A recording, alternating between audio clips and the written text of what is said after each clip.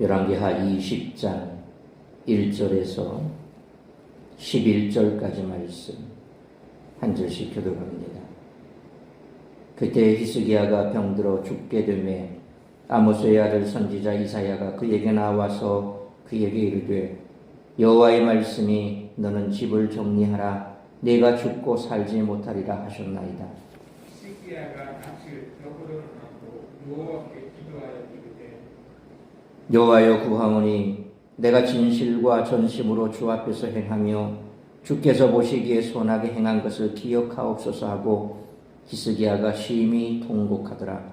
이사야가 성 가운데서 이르기 전에 여호와의 말씀이 그에게 임하여 이르시되 너는 돌아가서 내 백성의 주권자 히스기야에게 이르기를 왕의 조상 다윗의 하나님 여호와의 말씀이 내가 내 기도를 들었고 내 눈물을 보았노라. 내가 너를 낫게 하리니 내가 3일 만에 여호와의 성전에 올라가겠고 내가 내 날에 15년을 할 것이며 내가 너와 이 성을 아수르 왕의 손에서 구원하고 내가 나를 위하고 또 내 종 다윗을 위함으로 이 성을 보호하리라 하셨다. 이사야가 이르되 무화과 반죽을 가져오라 하매 무리가 가져다가 그 상처에 놓으니 나으니라. 히스기야가 이사야에게 이르되 여호와께서 나를 낫게 하시고 3일 만에 여호와의 성전에 올라가게 하시 무슨 징조가 있나이까 하니 이사야가 이르되 여호와께서 하신 말씀을 응하게 하실 일에 대하여 여호와께로부터 왕에게 한 징표가 임하리이다. 해 그림자가 십도를 나아갈 것이니까 혹 십도를 물러갈 것이니까 하니 히스기야가 저한테 그림자가 십도를 나아가는 것이니 그리할 것이 아니라 십도까지도 물러갈 것이니까 하니라. 11절 같이 읽습니다. 선지자 이사야가 여호와께 간구하며 아하스의 해시계 위에 나아갔던 해 그림자를 십도 뒤로 물러가게 하셨더라. 아멘. 삶이 늘 평온할 수만 있을까요? 우리들은 그렇지 않다는 것을 잘 알고 있습니다. 과오나 희망과 상관없이 우리들은 고난을 겪습니다. 히스기야의 삶은 종합적으로 다른 왕들에 비해 훨씬 의로웠다고 평가받지만 18장부터 20장에 나타난 그의 삶은 굴곡이 매우 심합니다. 그러한 굴곡으로 인해 오늘 본문을 이해하기가 더욱 난해합니다. 오늘 본문 1절 말씀처럼 히스기야가 아픈 이유를 제시하지 않는 것, 2절로 3절 말씀처럼 그가 기도로 하나님께 나아가는 장면에서도 그의 현재 상태와 태도에 관한 질문을 남겨놓는 것, 심지어 치유의 약속 후에도 그가 징표를 구하는 장면에서 우리들은 교훈을 얻을 수 있습니다. 첫째로 우리들은 어떠한 상황에서도 기도의 자리로 나아가야 한다는 것입니다. 히스기야가 언약 위반으로 심판을 받고 있든 아니면 다른 이유 때문이든 그는 위기 상황에서 기도로 나아갑니다.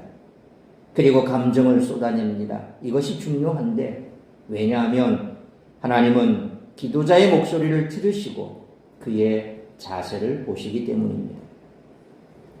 둘째로 기도할 때 우리들은 하나님과 어떠한 관계에 있었는지에 집중해야 한다는 것입니다. 만약 히스기야의 현재 영적 상태가 그렇게 긍정적이지 않다고 하더라도 그는 이전에 하나님을 향한 선행을 바탕으로 은혜를 구하고 있습니다. 우리들이 항상 하나님과 건강한 관계를 맺는 것이 무엇보다 중요하지만 만약 죄로 인해 처벌받고 있다면 최소한 과거의 행위라도 기대해야 한다는 것입니다. 셋째로 우리들은 하나님의 약속을 확신해야 한다는 것입니다. 히스기야 왕은 징표를 구했습니다. 긍정적 관점에서는 이를 믿음의 행위로 봅니다. 징표를 목격한 공공이 이를 증언할 수 있기에 하나님의 명성을 높인 것입니다. 반면에 부정적 관점에서는 하나님의 약속을 확신해야 한다는 교훈을 받을 수 있습니다. 치유하시는 하나님은 전인격적 치유를 이루십니다. 치유받기 원하는 성도는 믿음을 가져야 합니다. 치유받은 성도는 하나님을 높여야 할 줄 믿습니다. 히스기야가 아수르의 협박을 믿음으로 극복한 이야기가 끝나고 죽음에 이르는 병에 걸린 이야기가 이어집니다. 히스기야는 이번에도 여호와께 기도로 모든 것을 의탁하며 나아갔습니다. 하나님은 그의 기도를 들으시고 생명을 15년 연장시켜 주십니다. 이를 통해 하나님이 인간의 생사화복을 주관하심을 알 수 있으며 모든 것을 주님께 맡기는 기도의 능력 또한 볼 수 있습니다. 따라서 이와 같은 오늘 본문의 말씀을 통해서 우리들이 깨달아야 할 것은 첫째로 1절 말씀처럼 우리는 언제라도 죽을 준비를 해야 한다는 것입니다. 1절에 그때가 정확히 어떤 때를 나타내는지 알 수 없으나 많은 주석가가 사내립의 1차 침공과 2차 침공 사이일 것이라고 봅니다. 다시 말해서 20장은 시간 순서로는 19장보다 이전의 사건으로 의도적으로 사내립 사망인 현 위치에 배치되어 있다고 할 수 있습니다. 이러한 배치는 히스기야의 통치를 정리하기 위한 것으로 보입니다. 남유다의 위대한 왕이었던 히스기야에게 죽음에 이르는 병이 찾아와 이제 그는 인생을 마감해야 하는 상황에 놓입니다. 이 병은 사내립의 1차 침공 때 히스기야가 보였던 인간적 타협과 성전 기물을 조공한 문제들로 인한 여호와의 징벌일 수도 있습니다. 왜냐하면 집을 정리하라 네가 죽고 살지 못하리라 라는 여호와의 말씀은 징벌적 성격을 나타내기 때문입니다. 사실 우리 모두는 죄로 인해 죽을 수밖에 없는 운명이었습니다. 그러므로 우리는 언제라도 집을 정리하고 죽을 준비를 해야 마땅한 존재임을 기억하고 하루하루 믿음으로 최선을 다하여 살아가는 우리 모두가 되시기를 축원합니다. 두 번째로 2절로 7절 말씀처럼 하나님은 항상 우리의 눈물을 보시고 기도를 들어주신다는 것입니다. 이에 히스기야는 2절 말씀처럼 면벽하고 기도합니다. 3절 말씀처럼 심히 통곡하며 간절히 하나님께 아뢰옵니다. 그러나 그 또한 어쩔 수 없는 죄인이었습니다. 그래서 히스기야는 벽을 향해 얼굴을 돌리고 심히 통곡하며 간절히 기도한 것입니다. 이처럼 사람이 자신의 무능과 한계를 깨달았을 때 하나님이 일하실 기회가 찾아온다는 것입니다. 4절 말씀처럼 이사야가 궁전뜰을 벗어나기도 전에 하나님의 응답이 전해집니다. 5절로 6절 말씀처럼 여호와께서 그 병을 낫게 하시고 수명을 15년 더할 것이며 이 성을 아수르의 손에서 구원하시겠다는 약속이었습니다. 이에 이사야가 7절 말씀처럼 무화과 반죽을 가져오라 시켜 상처에 바르니 히스기야의 병이 낫습니다. 언제라도 이 땅을 떠날 준비를 해야 마땅한 우리는 하나님의 자비와 은혜로 삶을 연장받은 히스기야와 같습니다. 그러니 히스기야처럼 우리도 기도하며 하나님께 의뢰해야 마땅합니다. 어떤 호흡도 당연한 것은 없습니다. 그러므로 가장 절망적인 순간에도 하나님은 우리의 눈물을 보시고 기도를 들어주시는 줄 믿고 어떤 상황과 형편 속에서도 기도의 줄을 놓지 않는 우리 모두가 되시기를 축원합니다. 세 번째로 8절로 11절 말씀처럼 하나님을 믿는 믿음이 세상을 이기는 힘과 능력이 된다는 것입니다. 은혜를 입어 병이 나온 히스기야는 8절 말씀처럼 생명연장의 징표를 구합니다. 선지자 이사야는 9절 말씀처럼 그의 요청을 그대로 수용합니다. 하나님은 10절로 11절 말씀처럼 해시계에 나타난 해그림자의 위치가 10도 뒤로 물러나는 이적을 징표로 보여주십니다. 이 기적을 과학적으로 설명하려 하는 글들을 가끔 우리는 볼 수 있습니다. 그것은 불필요하고 부적절한 접근입니다. 창조주 하나님이 못하실 일이 무엇이 있겠습니까? 그것은 그 하나님을 신뢰하는 마음은 논리적 설득 이상의 관계와 믿음에서 오는 것입니다. 히스기야의 경우처럼 하나님이 함께 하신다는 징표 하나만 있으면 적군을 이기고 제국을 넘겠다는 믿음이 모든 것을 가능케 한다는 것입니다. 그러므로 하나님을 신뢰하는 믿음이 세상을 이기는 힘과 능력이 되므로 날마다 믿음으로 기적의 삶을 살아가는 우리 모두가 되시기를 축원합니다. 사랑하는 성도 여러분, 우리는 언제라도 이 땅의 집을 정리해야 할 한계가 분명한 인간입니다. 보십시오. 멀쩡하게 여행 갔다가 다시 돌아오는 길에 비행기가 추락했습니다. 하루에도 수많은 사람이 비행기를 타고 왔다 갔다 하는 시대 아닙니까? 근데 이 항공기 추락 사건이 그렇게 흔한 것은 아니거든요. 근데 그런 일을 당합니다. 늘 아침에 출근하는 그 길을 출근합니다.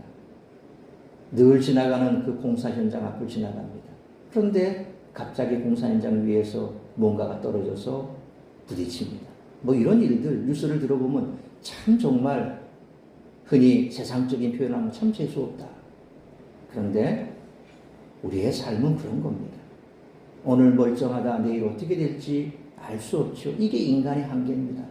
다 알고 다 우리가 대비하고 준비할 수 없고, 그래서 우리는 항상 이 땅의 삶이 정말 하루하루가 기적 같은 삶이라고 할 수밖에 없습니다. 이게 우리 인간의 한계입니다. 그러나 하나님은 은혜로 우리에게 날마다 새로운 호흡을 주셔서 삶을 연장시켜 주시고 이 땅에서 해야 할 일들을 맡겨주십니다. 죽음에 이르는 고난 중에도 하나님께 기도하고 하나님만을 붙잡은 히스기야의 모습은 모든 성도가 본받아야 할 아름다운 믿음의 본입니다. 그러므로 우리 모두는 언제라도 죽을 준비를 해야 하기에 하루하루 믿음으로 최선을 다하여 살아갈 때 어떤 상황과 형편 속에서도 기도의 줄을 놓지 않아야 하며 하나님을 신뢰하는 믿음이 세상을 이기는 힘과 능력이 되며 날마다 믿음으로 기적의 삶을 살아가며 기도로 오늘 이 한날도 주와 동행하는 복된 삶을 살아갈 수 있기를 주님의 이름으로 축원합니다. 기도하겠습니다. 거룩하신 아버지 하나님, 은혜와 사랑을 감사합니다. 오늘은 거룩한 주일, 복된 주일입니다. 오늘 이 주일도 새벽을 깨워 말씀으로 예배로 하루를 시작하게 하시니 감사합니다. 우리에게 주신 말씀 가슴에 새기며 오늘도 우리가 믿음으로 이 땅 가운데 주와 동행하는 삶을 살아가며 얼마나 큰 복인지 감사하는 복된 주일이 될 수 있기를 원합니다. 뿐만 아니라 우리의 삶은 이 땅에서 분명 한계가 있습니다. 영원토록 이 땅에서 평생 살 수 있는 것이 아닙니다. 내가 이 땅에 태어난 것이 엊그제 같고 또 어린 시절을 지나가고 꿈 많은 청춘을 살아갈 때가 엊그제 같았는데 이제 내가 주님 앞에 설 날이 점점 다가온다는 사실이 참으로 아슬한 한날의 그런 본격 같은 그런 날이었습니다. 그럼에도 불구하고 또다시 우리의 후손이 이 땅을 살아갈 것이고 그렇게 우리의 인생은 언젠가는 이 땅을 떠나게 되어 있습니다. 그러니 우리가 이 땅을 떠나가는 그날이 신속히 온다는 사실을 기억하고 매일매일 우리에게 주어진 삶, 그 삶 속에서 하나님의 뜻을 이루어가며 내가 오늘 한날의 호흡이 있음이 기적 같은 일이라는 사실을 감사하며 살아갈 수 있기를 원합니다. 뿐만 아니라 우리에게 주어진 귀한 사명들이 있습니다. 그 사명 잘 감당하고 주님 나를 부르시는 그때가 언제인지 알 수 없으나 불현듯 닥쳐오는 그때에 정말 우리가 주님 앞에 기쁨으로 설 수 있는 복된 나날들을 보낼 수 있기를 원합니다. 뿐만 아니라 매일매일의 삶 속에서 우리가 기도하지 않으면 살 수 없는 여러 가지 많은 일들이 있습니다. 오늘 해결된 문제도 있고 여러 가지 해결되지 않은 문제도 있고 또 앞으로 어떤 문제가 닥칠지 알 수가 없습니다. 그러므로 항시 기도의 자리를 떠나지 아니하고 기도의 줄을 놓지 아니하고 믿음으로 기적 같은 삶을 살아내는 우리 모든 성도들의 삶이 되게 하여 주옵소서. 오늘도 우리 사랑하는 성도들 세상 가운데 머물며 시험 드는 자리에 있지 아니하고 주님 앞에 나와 예배할 수 있도록 그들을 인도하여 주시기를 간절히 빌고 소원하오며 이 모든 말씀 우리 주 예수 그리스도의 이름으로 기도하옵나이다. 아멘.